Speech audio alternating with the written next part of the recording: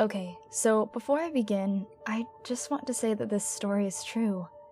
What I'm about to tell you really happened to me, and I'm not just saying so. This happened when I was a kid. We lived in a smaller house back then, and I shared a room with my elder sister. We had a bunk bed, and I slept in the bottom bunk. Or, I tried to. For no good reason, I was afraid to sleep there.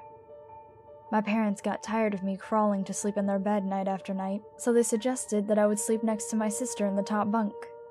My sister wasn't too fond of the idea, but she finally agreed, with the condition that I would sleep so that my head was lower at the level of her chest, and not right next to hers since I once punched her in my sleep, causing her nose to bleed. I, of course, accepted her term, since it got me out of the bottom bunk. I slept next to her, and everything seemed just fine. I no longer had nightmares, and I felt safer next to my sis. But then, one night, I just couldn't sleep. My sister, on the other hand, was smiling contently in her dreams. I listened to her steady heartbeat and watched as her chest rose with each inhale. I listened to the silent sounds of the night when I saw something dark moving from the corner of my eye. Naturally, I turned to see what it was, but all I saw was the wooden edge of the bed. I thought it was nothing, and turned back to look at my sister as she sifted in her sleep. But soon after I had turned away, I saw that movement again. I spun my head quickly to its direction, but again I saw nothing. I got scared and moved closer to my sister. I shut my eyes tight and waited until sleep took over me. The next morning, I woke to the absence of my sister. I peeked over the bedside before climbing the 3 steps down. I walked to the living room to find my sister watching the TV and went to watch the kids' show with her. I didn't mention that I had seen something moving next to the bed. I thought she would laugh at me or tell me it was nothing. The day went on like any other, but the later it got, the more uneasy I became. I found myself stretching the bedtime, but eventually our mother told us to go to sleep, and that was final. We brushed our teeth and went to bed. Our parents came and kissed us goodnight. My sister was again fast asleep. I clutched my blanket and hoped that the moving had been just my imagination. But then, there it was again.